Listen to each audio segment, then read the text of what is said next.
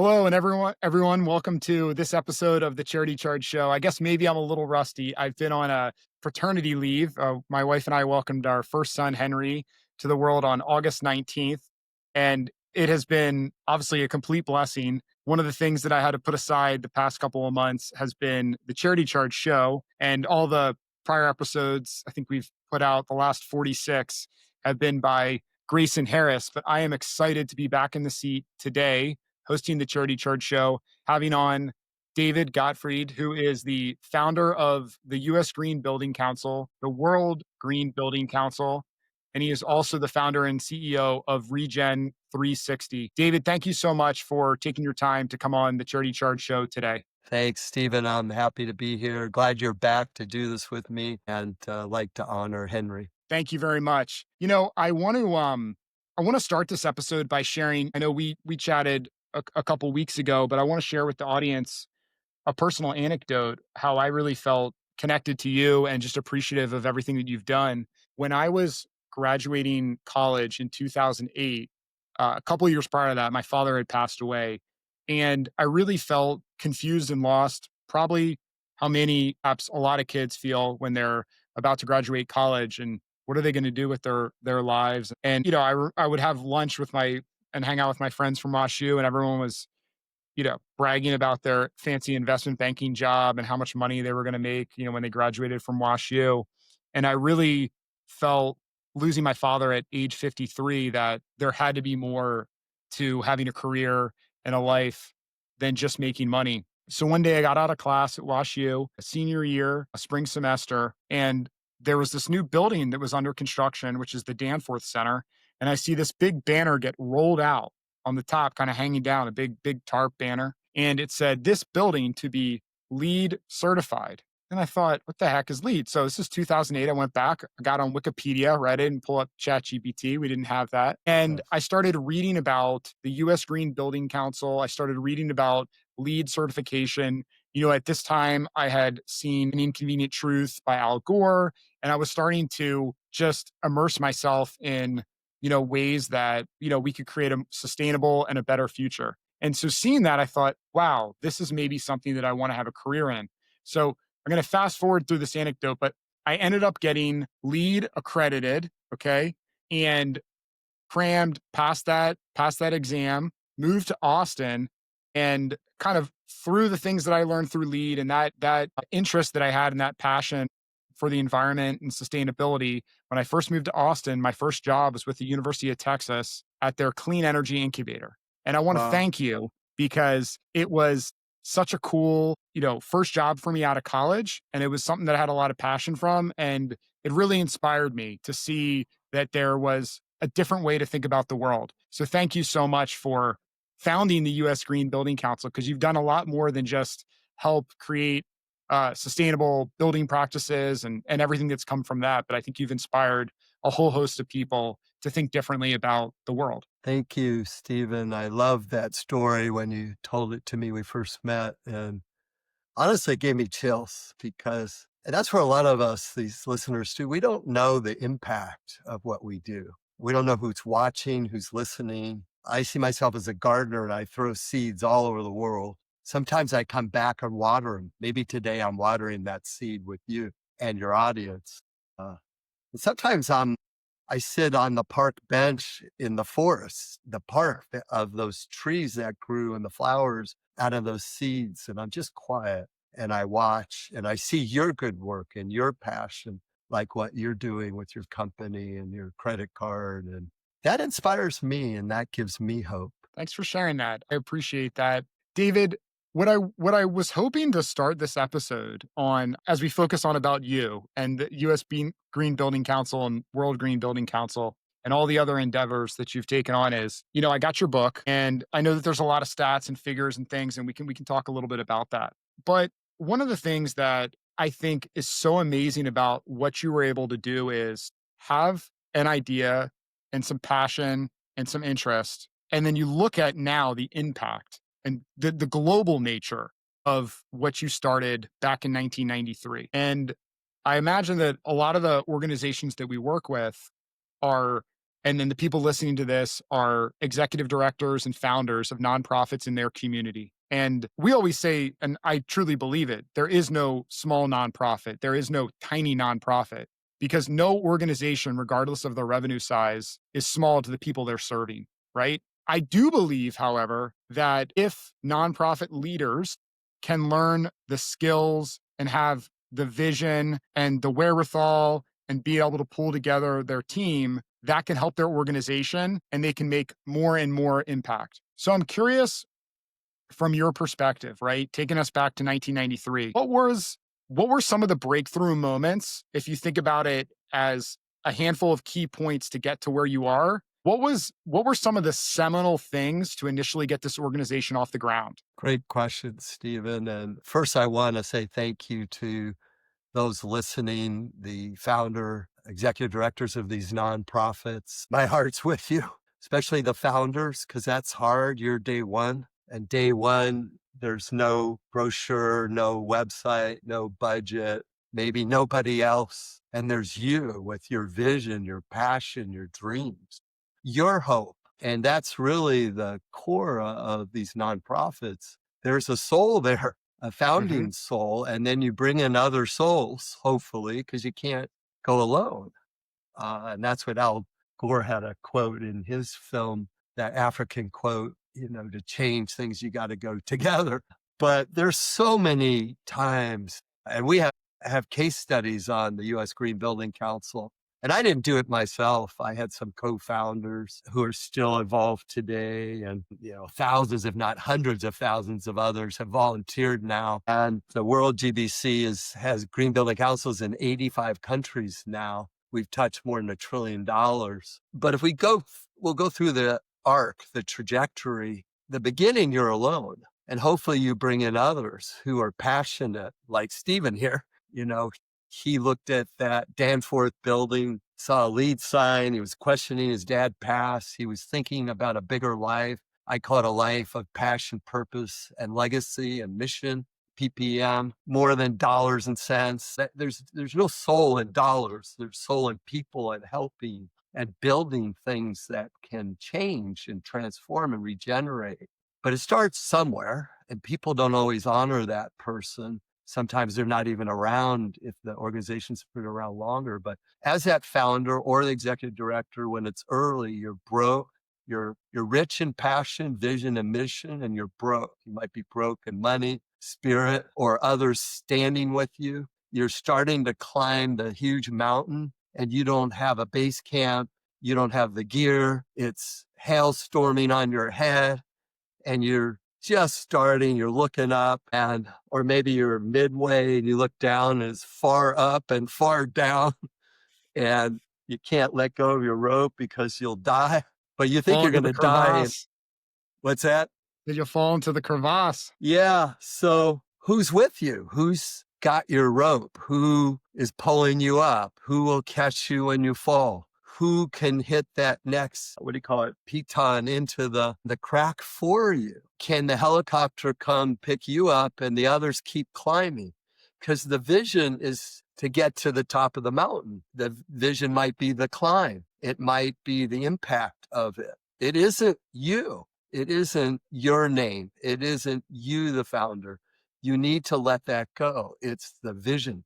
And if others can take the baton and move it further, either up or horizontal, invite them. It doesn't matter if they're 18 as an intern or other elders, but bring them in. If you share the mission statement, their eyes sparkle. They're in. And But this what can David, this they contribute? right. This started in 1993, right? Yeah. So, what were the first couple of years like? And everything that you just said, I'm with you, right? But how did you figure that out? What kind of trials and tribulations, or did you Yeah. have prior experience that you were able to lean on? The story really started in 91.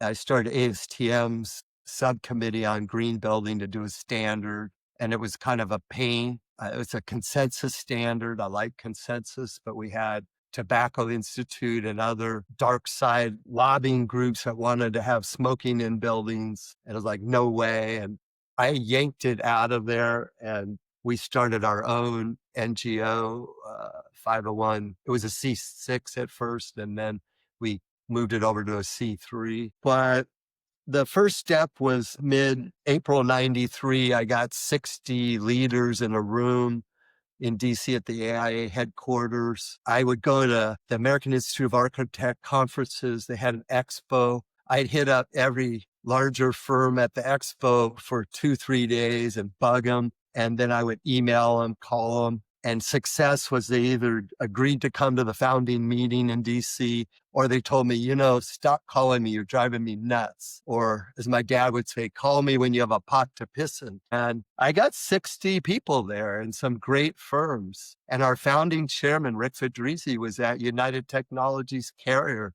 the biggest mechanical firm in the world. And we had Herman Miller there, Armstrong, US Gypsum, PG&E, SDG&E, utility, bigger architect firms, engineering firms, and nonprofits. Nonprofits were so important, other NGOs, because they gave us credibility. Because if I recruited manufacturers, they say, oh, they gave you a lot of money, they're buying you off. But there was Rocky Mountain Institute, Bill Browning, there was NRDC, Rob Watson, really great NGOs standing with us, with the manufacturers. So that coalition of the big and Mhm. the small, and everyone, even if you paid higher dues and you're big, you only got one vote. So that was smart. So out of that, we raised some seed money, maybe 125,000, and created a little board, one seat for each voice of our orchestra in the building industry, 13 sectors. It's very important that everyone got a voice. Critical things were that, the launch, but then what do? We started a conference and we had no money, big vision. We partnered then with the government, with the National Institute of Standards and Technology, did 2 conferences with us. And they printed the proceedings, which gave us credibility. We had big keynotes then who weren't big then because this is 30 plus years ago, was Bill McDonough and Paul Hawken. We went on the journey and kept building the board, the membership. The big growth came when we came out with the pilot for the LEED green building rating system. And that's what even got to you, Stephen, on that building. And we got money from the Department of Energy to fund about $800,000, the early LEED pilot and the LEED reference guide. And then that got out to the world. And in the beginning, we were the passionate visionaries. Maybe when LEED came out, we moved one more step to leaders. Now we're at late mainstream. We're so big 30 plus years later. But getting the right people at the table, what seats are you filling? And then for the founder, learning when to be quiet, pass the baton, even fire yourself, which I did. I stopped being CEO. I'm a good inventor, early visionary. And then I sat on the board for 15 years as vice chairman. I didn't run it because I'm not a real builder. Rick Fedrizzi was our builder. I'm still there as now I went from the parent to the grandparent. I'm still sitting on that park bench watching. I'll go to Greenbelt in 3 weeks and celebrate in Los Angeles with the thousands of others. But LEED really kicked us off. And then what are the economics of LEED? And how do you get LEED into the building codes? How do you create a tax credit around it?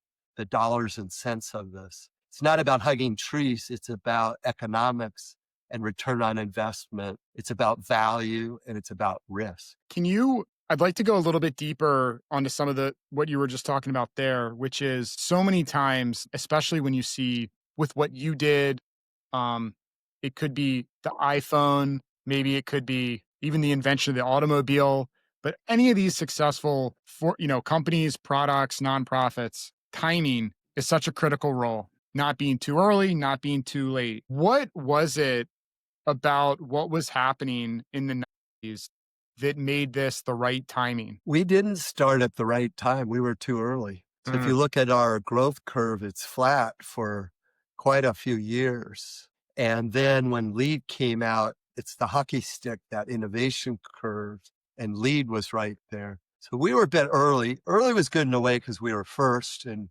commercial green building. There was a green homes rating system where you came from Austin, was very early Yes. into. Now you're reminding yes, wow. I had You were forgotten about that. first almost in green Yeah. homes. You're taking It me came back out because of I was a plenty. volunteer with the Central thank you. This is your speak, but yeah, I Yeah, was a volunteer with the set, USGBC Central Texas, and I learned from that to Austin, and then we have probably the CMPBS, Center for yeah, Maximum Potential Building buildings. Systems. Pliny Yeah, and Gale helped yeah. Austin create that, right? They were killer, and they're still around pushing, but they were one of the first green home standards in the US. Early '90s, I would guess, they started, and they seeded. Okay. And what was it when you were talking about that inflection curve, that hockey stick, the LEED rating? How did that idea who came up with that idea and how did it after years of doing this and kind of the flatlining, what was the aha moment to come up with that? Yeah, and for you other executives and nonprofits, the power of a standard and a rating system, whether it's voluntary or third party certified, can be enormous. And there's probably, I don't know, 3 dozen rating systems modeled after LEED at this point. Recently, I learned about the US Resiliency Council has a credible rating system. But when I uh, envisioned US Green Building Council was around 91, 92, I was doing that ASTM standard. I learned that England, the UK, had the world's first rating system for green building called BREEAM, the Building Resource Establishment Environmental Assessment Method. And it came out of the government, unlike LEED, which was private. There was a second one at the time out of University of British Columbia. Ray Cole did, a professor there. That one was too complicated and failed, but BREEAM is still very strong in the world, along with LEED and a dozen others that other countries created. But I learned about it, and I'm an engineer. Engineers hate waste. We love equations, formulas, simple. And I studied BREEAM. I spoke to those folks in the UK, and they gave me the idea. And then the US didn't really want to partner with the UK because we always like to go on our own. We're not always that great at it, as you can see today in the Mhm. world, unfortunately. I wanted a partner, but we learned from them and Canada and created our own committee. It was run by Rob Watson at NRDC, funded ultimately by DOE, and it defined in 5 categories green building and made it something complicated, simple, something you could put on a one pager and said it's energy efficient. It has renewable energy like solar. It's healthy in its indoor air quality. It has daylighting for health and productivity. It has minimal waste. It's transportation efficient. It's not in the middle of nowhere and you have to build roads and new grids. And it's water efficient, either captures ultimately the water or those shower heads, the faucets, they're low flow. Later stages, you have gray water, black water. But those are the core. And if you study all the rating systems in the world, those are the key categories and maybe some others. It's resilient today. It's super healthy. It's innovative and low embodied carbon, scope 3 energy. But we came up with a system. LEED was 100 points. You were either bronze, silver, gold, or platinum, or you weren't. We pegged the bronze at the top 25% of buildings in the US and pulled them from bronze towards platinum. Now it's to net zero years later. But it really took off. And then from that, there's a reference guide, LEED accredited professional exam, which it sounds like you're a LEED AP, Stephen. Thank you. BD plus But C, there you are, you're even later. I was one of the early APs before we had right. those because there's like 9 leads now. There's interiors and homes and cities and Yep. neighborhoods. But it creates the industry. It got to you on that building at school. It got to you in your first internship. It got to you to study the exam. I'm probably here because of all that.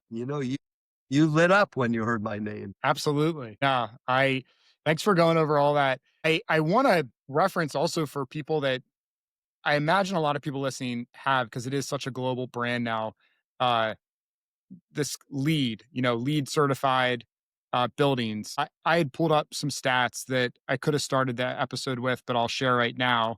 And so it sounds like there's about 195,000 plus projects in 186 countries. Those projects cover about 29 billion square feet of LEED certified space, which is just incredible.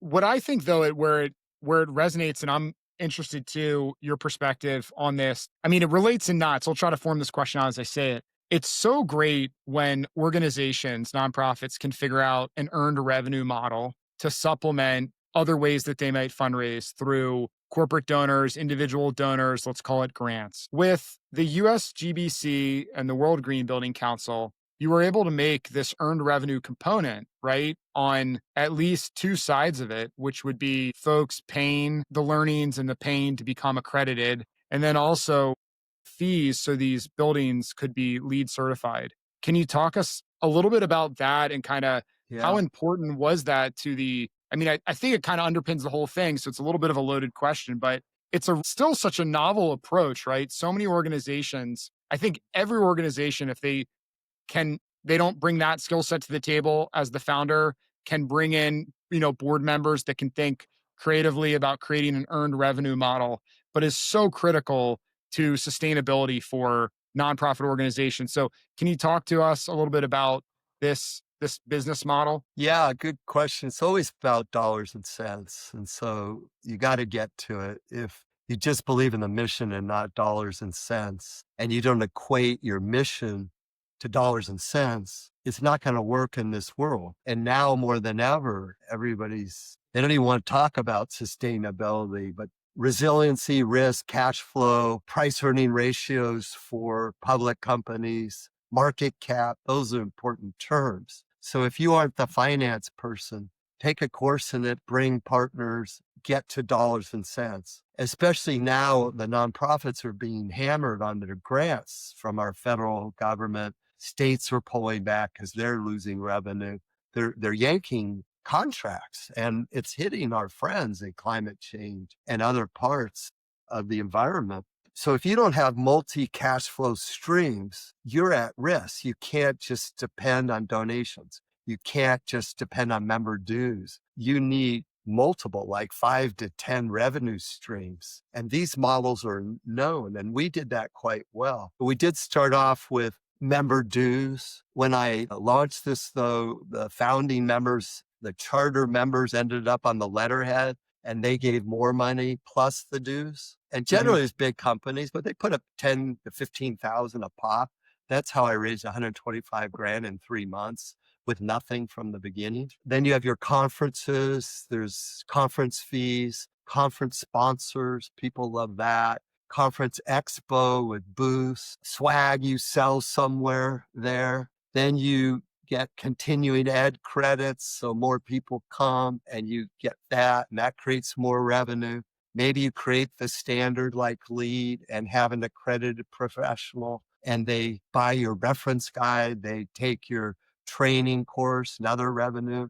Training used to be over $1 million a year. The reference guide makes a ton. The exam is $300 or something. We have 300,000 LEED accredited professionals. I don't know our passing rate. Let's say it's 50 or 50%, 30%.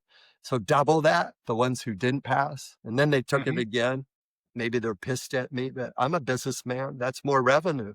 Well, what are When your I would love for you to share the anecdote you shared with me because some organizations can think about how it could apply to their nonprofits. But you had talked about a way that you helped increase the revenue sort of by chance, where you were transitioning from the exam that I was taking to the updated exams and accreditation system, and that there was a ton of demand to get to the deadline. Now I'm going to kind of give you the prompt, but what did you Yeah. do to? Yeah. Well, you were lucky. You snuck in before it got harder, and you Yes. quickly And put I up was your money. motivated, and that's kind of the prompt. I was motivated to do it because there was a deadline. Yeah, and I'll answer this, Stephen, but you have to tell your story of the studying and how you did that, and you took the exam and what that taught you personally of your own power. focus. Yeah, it was interesting. Maybe I'll get in trouble for this, but I like trouble. And us founders, we're There's a troublemakers, statute of really. limitations, I think, on this. But I was in the office in DC years ago when I was on the board. I was on the executive committee and I was reviewing the financials with someone. And I saw this monster uptick in some month. I don't know what month you took it and what year. What year did you take it? Do you remember? I would have been, I believe, J- June, June or July of 2009, Okay. I believe. So let's say it was '09. The new, harder standard had come out for LEED. The exam was being rewritten to up the level. Maybe too many people were passing. I don't know why, but they came up with a better, more comprehensive exam. And people knew that that exams in about 2 months was going to roll out. And the old, earlier version was being sunsetted. And I think they used it for advertising. Hey, get in there, take the old exam before the new one. So when I was looking at the financials, there's a monster uptick in that month of the revenue, like hundreds of thousands of dollars out of scale with the other months. And I said Mhm. to the staff, what is that? Well, we've announced there's a new exam coming and we've now closed that old exam, but the new one won't go up for another month. So I said to him, put the old one back up and let them know the new one's delayed a month. And that made like, I don't know, hundreds of thousands of dollars in the 1 month. They already did well, but by seeing that no business person closes the old one that the fish are jumping in the boat and has a month of delay till the new one. That's like you need to feed the village. The fish are all coming in the net and you pull in the net, when they're still doing that and you have spare nets. No fisherman does it. I no, I love it. It's super smart. It's it has its own sort of enhancement on it, but just the concept of the LTOs and business limited time offers, what is it that you can do to get more interest quicker before some sort of deadline that can surge that? So you guys had that and then you just extended it, which was super Now cool. I feel guilty like I shouldn't have said that, but No, I and you see disagree. I disagree completely. All you extended it and allowed more people to be able to become lead APs, and also you generated more revenue for this organization. That's an incredible mission. well, and that's just guilt, but the guy who said extend it and who was speaking is a businessman, an entrepreneur who's Uh-huh. starting a nonprofit that he knows nothing about nonprofits. But that's what made us successful. We were a bunch of business people. We had nonprofits on the board, but our model was Google, which probably wasn't around then. But when I went to early meetings at Google, said, how'd you grow so fast? I said, we're scrappy. We do version 1.0. We know it isn't perfect. It's out in the market. It breaks. It has problems. We do 1.1. We do 2.0. We Mhm. sunset it. Then we do the next product. And we were scrappy in those days, very fast, very bold. We didn't have anything, but we had passion, ideas. People didn't know who we were, like the AIA or Ashray, the Standard Group. They're like, who are these guys? They don't have anything. That's our field. We own that portion, that vertical of the industry. And we're like, yes, that's why we're inviting you to our table, but we're a horizontal and we're welcoming you and you can join us or not, but we're moving. We're going to go Yep. fast. And if they didn't join us, there's a monster professional society I won't name, but they're like, dude, we have that covered. We don't need you. Fine. That was the national one. So I got the local one where in my city, San Francisco, to join one of their chapters and they came in, not the national. And then I got kind of it wasn't their competitor, but it was another part of the building that they didn't represent. We got them and then we got the landscapers and circled them. And then they had to come in when you had strength. When you don't have strength, you have creativity. Or in Yiddish, they say sechel, chutzpah and sechel. Those will do it. Wisdom and guts. My grandmother would love this right now. I mean, are you a member of the tribe? Yes, yes. Hey, we didn't put that together. Yes, I'm Jewish as well. So even Ah, there we go. I could have put it together a long time ago. But yeah, she would always throw out awesome Yiddish saying. So thank you for that. And what she would be doing is the third one, I'll stop. She'd be cavelling, like Yes. Yes. grandmothers cavell. They're like, see their kids, their nachum. And when you say they do good things like you, Stephen, it warms their heart and they hug you to death. Tzedakah, I guess. Um, Exactly. I want to, as you were talking about that experience of trying to grow through when there could be adversity or people don't want to be a part of it or pushing you out or why do we need to do that? And the naysayers. Some of the best advice I got when I was starting Charity Charge was the best leaders, the best entrepreneurs are always acting like and conveying that the train has already pulled out of the station. And if, you're inviting people on, but if you're not getting on the train, we're going, we're going, we're going. And that is kind of what I heard in there. But talk a Yeah. little bit about that because I do think, and maybe unpack, I'm just curious, like from your perspective, the psychology of it, that is where I, out of the gates got held up, right? It's what's in your head, right? Put the other skill sets and the things aside, but so many times we hold ourselves back, right? When there's a naysayer in life, in anything, Yeah. certainly Yeah. for people that are starting an organization. And so much so, I mean, a lot of what sort of I would say is the spirit of this podcast and overall, like the overarching vision and kind of mission and point of Charity Charge is we believe that nonprofits have so much to learn from one another and can help one another. But Yeah. there's would be so many people that want to start an organization in their community and someone else is going to say, well, why do you do that? Because we already have that. Or they try to put it out and someone else says, those are our donors. You shouldn't be talking to them. They support us. You can't ask them for donations. Yeah. So, ha- I mean, you say it now, right? And I believe it. And you did it because, like, the facts speak for itself of how successful USGBC became, World Green Building Council, this global reach. But were there moments when you were discouraged, or Oh did you my just God. have this No, fortitude? no. It takes Hundreds. it takes like calluses. Yeah. Hundreds, and this is spot on because if you're the founder, you're the executive director, you're thinking of doing the group and you're scared and you talk to your family or friends or business advisor, some of them fire hose you and they kill your flame. They fire hose your flame.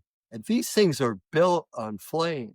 Now we're trying to make that flame renewable and not have carbon. But that founder, CEO, entrepreneur flame of any startup is getting hammered sometimes, whether it's a venture capital who says, come back when you got 10 million of revenue. Well, I don't even have 100 grand. Screw you. My dad gave me so many tools to build all these things and even to talk like this. He's a public speaker, he's a management consultant, he's a businessman.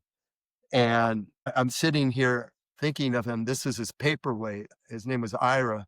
Do not confuse effort with results. And he didn't want me to spend in a nonprofit a lot of effort and have no results. He didn't want me to have great effort and make no money. He didn't want me to be broke. We grew up in Brentwood in LA. He had a small airplane, brought me to the country club. He wanted me to be a management consultant, because they made great bucks, did good work and strategy. But when I quit real estate development, which had the money, I told him I'm going to start a nonprofit and I'm going to call it the US Green Building Council. He said, tell me about it. I said, well, we're going to create a standard for green building. England did it. Da, da, da.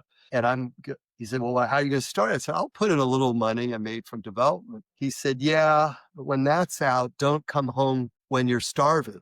And he gave me all the tools to succeed, but he said that. And that hurt because I idolized him.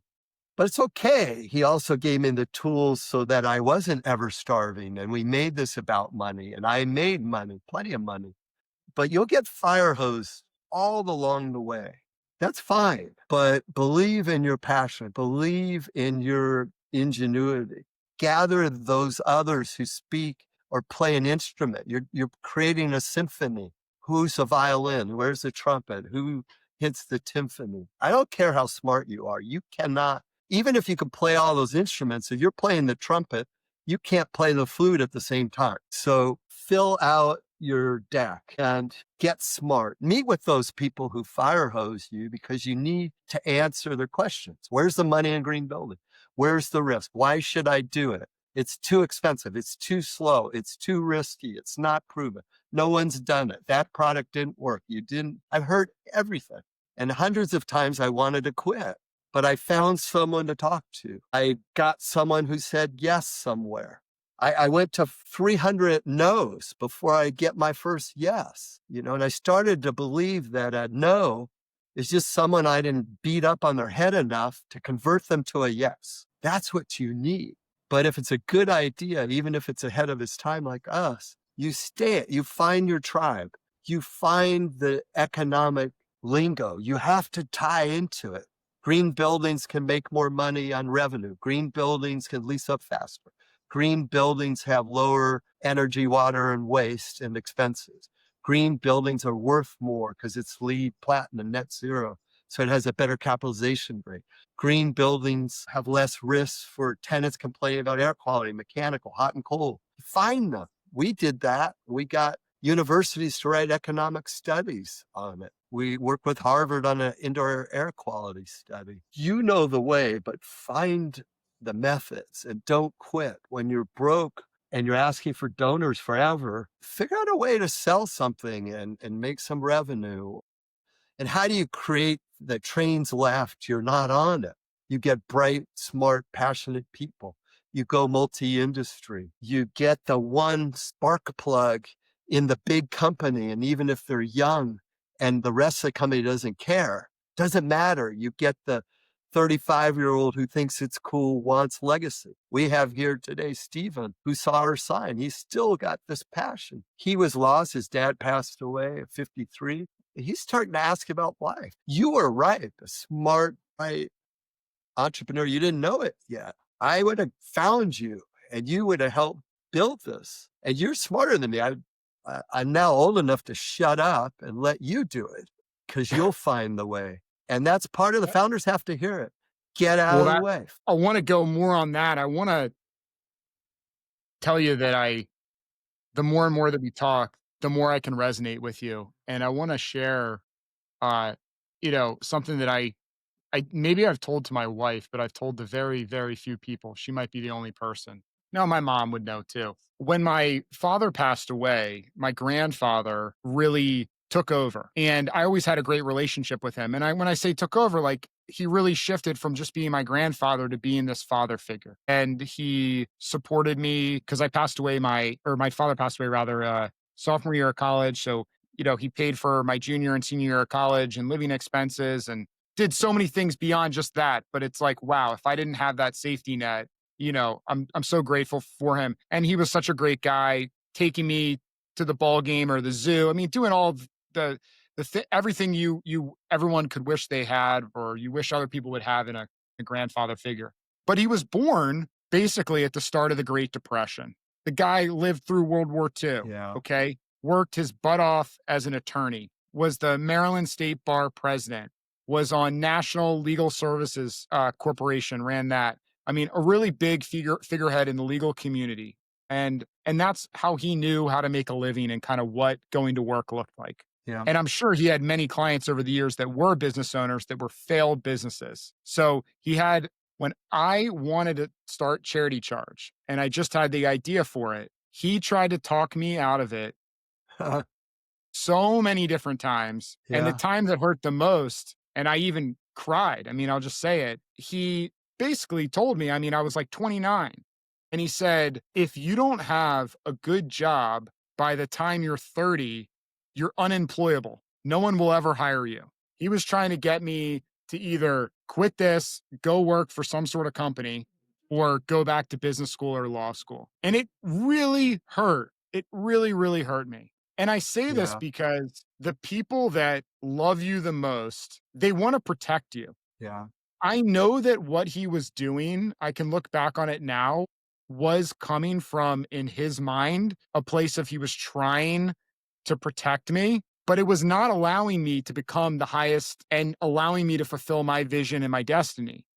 Yeah. And it's really important that I'm sure so many great ideas are killed because people can get that kind of feedback from those that do love them the most. And it's such an interesting dynamic. Yeah. And now that I have my son, I'm like, I want him to fail, you know? I want him to learn through those experiences. And I want him just to get out there. I mean, he's right now, it's incredible what he's doing, all of his neck strength and everything. And we do like the tummy time and all of that. And he's there in like Sphinx pose and he's looking at, because they like the high contrast cars and all. And my wife's and he's holding himself up and we're like, well, my wife's like, should we get him? And I'm like, no, like he'll be fine. Just because we don't know when he's exhausted himself. And I want him to just go for it and build the next show.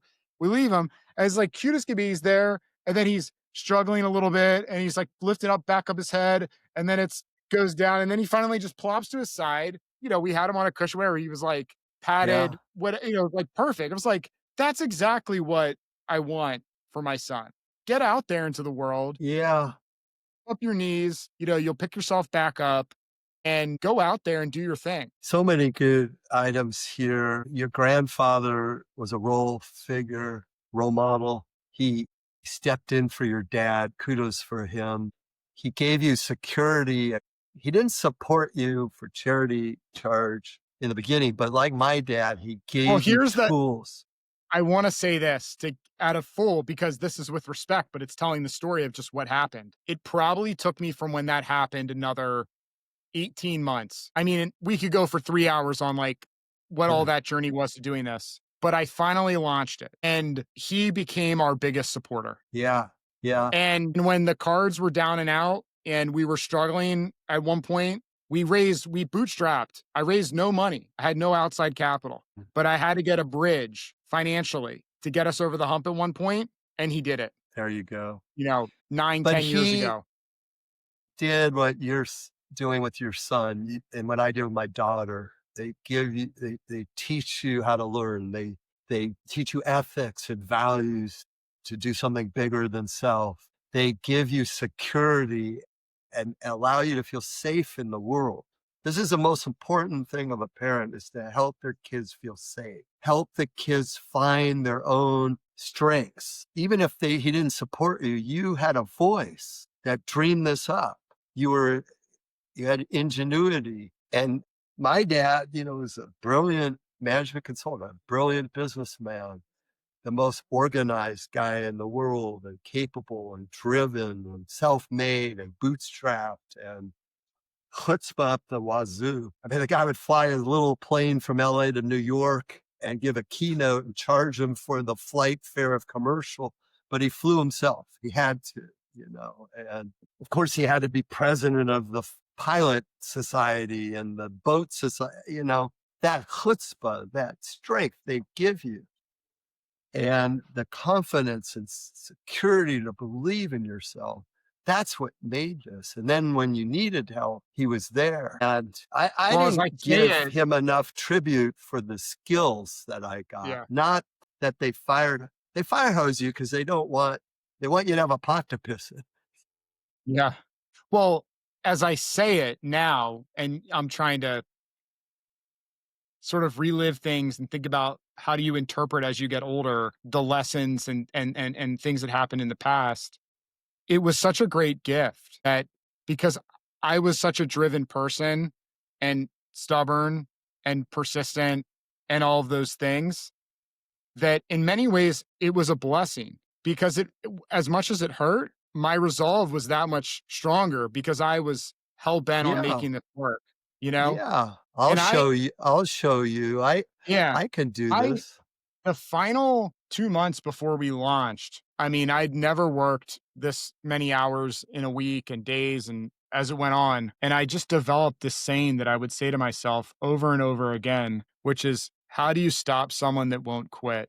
You can't." It was You just get there was get no out of the quit. way. You get out of the Yeah. way. There Let was, them like, fly. no way that I was not accomplishing this goal.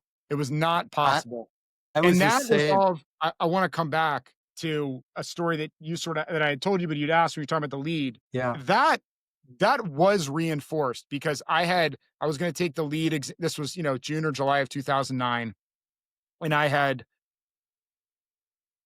waited to study, and I didn't have an architecture background or engineering background, but the date was looming, this cutoff date that we talked about. I had 1 week I locked myself in a room at my mother's house at the time, and all I did was study 14, 15 hours a day. And I would eat, I would go out for a run. That was the only shower, of course, whatever. Get a handful of hours of sleep. And Wow. the first, I remember I jumped in, and the first day I was just like so overwhelmed. I mean, the manual's like that, and I was making flashcards and all this stuff. And then day two, I had like a little bit of confidence. But like day three, I developed this mindset that I just would not fail. I just created this belief system. It How sort of did you just do came out. that? How did you cross over from fear to confidence? Uh, Probably at the time I was I was reading a book, or I'd really gotten into Tony Robbins, Yeah, if you know him, sure. and that was probably the first time that I realized how important our belief system is, and that can become the guiding thing for your success. And Yeah, it can either be, a downward spiral or set you free to go accomplish anything. yeah. That's phenomenal. I had the same when I was founding the US Green Building Council, and we were having I think it was like October of 92. We launched April of 93, but in that gap, we had nothing. And I was dialing for dollars, mailing packages, faxing. And I went 13 weeks in San Francisco at a friend's office. He gave me an office for free in the waterfront, Levi Strauss Plaza. I worked 13 weeks every day. I don't even think I showered. I definitely drank coffee. That's all I remember. And I drank so much coffee one day, and I was talking to someone to pitch them, and I couldn't speak. Like the caffeine hit me so hard, I just couldn't talk. And that's the only break I took when I couldn't talk anymore. But I was determined. That was when, if they told me to leave them alone, stop bugging them, that was success, or they joined me. But that's what it takes sometimes. And I you think did that's it. what it You always did it. takes. Yeah. Yeah. I But don't it the took more your and more grandpa too. What was his name? Herb, Herb. It took Herb and my dad Ira to nurture us, to teach us their way, to love you. I think invention is based in love. Love for what you're inventing, but love of self, to have the confidence to want to make something, and our things to do something good. And where does that come from? It's a deeper family, not just DNA. It's definitely your soul. My soul wanted more than just to make a buck and buy crap I didn't need. I wanted to do something I was proud of. And the one thing I'll tell you, my dad passed 6 years ago, but here's a crazy thing. Yeah, his next week, it'll be 6 years. But I was kind of pissed. He told me, feel you. don't come home when I was starving. So I didn't tell him about our massive growth after LEED. And maybe, I don't know how many years later, 5 or 10 years later, this is Rick Fedrizzi, our CEO. He made Greenville Conference huge. And I invited mom and dad. I bought them a ticket to Phoenix. And we had 25,000 green building people there. We rented the entire convention center. And we're sitting at the keynote, and it's Al I was Gore. there. Sorry, You were no, there. I was at a different one. I was in Phoenix. No, sorry, I was there in, '09. So, apologies, I took I away your don't thunder. know. Maybe that was it. I don't know if was it Gore or the keynote. I don't remember. Maybe I got it wrong because we've had green belts for I know the 25 Kohler years. CEO gave some sort of big speech. No, but they always had a luminary. My favorite was Desmond Tutu. He was incredible. But my dad's watching the keynote, my mom, I'm smiling. He turns to me, elbows me, and says, son, you said you wanted to change the world, and you did. And I'm proud of you. So I never forgot that. That's awesome. Isn't it crazy how that can mean everything? It's really It special. is. It is. And in a way, he's passed, but he's in me. Yeah. And I'm still trying to earn things in his currency, not mine, maybe to Mhm. get more love, but he passed. So it becomes part of you. It's in your head. When I'm giving a keynote, you're not loud enough. You're not looking at the audience. You're going into too much detail. Stay macro. Get the hook. I could hear him. We always carry them with us. Yeah, that's part of the human condition, I think Yeah. that they So live on through us. if you're a parent or a grandparent, you're hearing some case studies here. Spend more time with those kids. Tell them you love them. Teach them basic skills, whatever it is. But more than that, it's that core foundation of safety, know, love that isn't conditional. And even when they screw up, you go hug them. And somehow out of that love, I got it for Earth. I don't know how, but I grew up as a backpacker at Yosemite in the hills of LA where the Getty is now. And I fell in love. I'm an engineer who likes systems, but the trees, the water that cleans the waste, and the tree that falls and composts the next tree. And you go to the beautiful campsite. Hopefully, there's no waste there. If you see trash, it drives you nuts. And I learned the laws of nature and circularity, and that there is no waste, and that the creation was almost perfect, except for the humans. We went too far. We used technology, which evolved incredibly, but we didn't want to see the externalities of the technology, the climate change, the oceans rising and heating up, the melting glaciers, the soil turning to dirt. We didn't want to see it. We thought all that was free. Forget it. I threw it away. It's gone. I don't know what it is. I think it's our survival wiring that I'm trying to invent new survival wiring so we actually survive. But somewhere, maybe it's Darwinian, is ego and greed. That if I don't have more, they won't pick me, or I'll live forever in perpetuity if I'm the richest, or my building's the tallest, or my boat is the biggest, instead of I'll leave the least footprint, or I'll plant those seeds for regeneration and restoration. David Brower is my mentor. He founded Earth Island Institute, League of Conservation Voters. He was the first executive director of Sierra Club.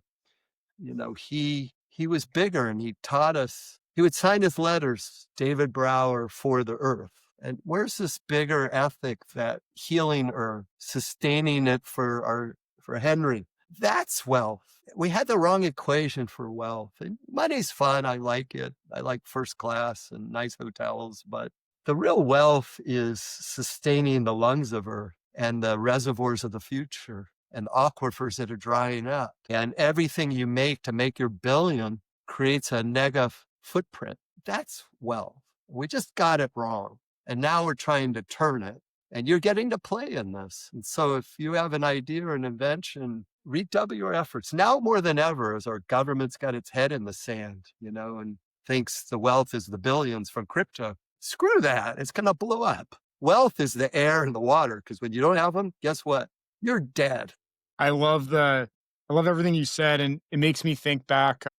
There was a gentleman in Maryland, Peter Garver, who was a developer, but in the LEED space. And he would start every meeting with the ancient proverb of we didn't inherit the earth from our ancestors, but we borrowed it. We're borrowing it from our children, Yeah. you know? And Or the that's seventh generation principle. That's what that is of the indigenous. yeah. They understood it. You could have a council meeting whether you should tear down the big tree, but somehow with the industrialization and invention of consumerism and marketing, we became consumers, not humans. Or to be human wasn't to be humane. And I call it Mm, the E revolution. Put the E at the end of the word human. What happened to the humanes? wow. That's a good one. Coming full circle as you talk about the full circle of everything. I want to thank you so much for inspiring me, helping become what is now Charity Charge and my journey through life. And thank you so much for being on this episode. It's really, really a great one. And usually we talk a lot about specifically the organization and what they're doing and all that, but this was really impactful. And I hope will be inspiring, but also provide a lot of resilience and fortitude that entrepreneurs and founders need so desperately. Thank you so much, Stephen. You inspired me. You Sweet. give me hope, and I call hope. I look for agents of hope who accelerate hope, and hope stands for health on planet Earth. That's what we need. And we need to come together. We need to support each other. We need all these listeners to not quit, get up that mountain. We need to help you, and I'm here to help you. We need to Thank you. celebrate you. I think of hope. You've got such great, by the way, I need to acknowledge all your, I don't call it phrases. I always thought of the hope of helping other people everywhere That's was it. Mine. Yeah. And those people are members of our tribe. It doesn't matter Yes. your culture, your race, your country, your religion. We're members of the same tribe. To me, the temple, our home, is earth. And that's the synagogue, the cathedral. And outside my front door is just brothers and sisters. That's what we need. Yep. 100%. I really appreciate it, David. This has been an awesome episode. And to close out, I want to thank everyone for listening to this episode of the Charity Charge Show with David Gottfried, who is the founder of the US Green Building Council, World Green Building Council. Thank you.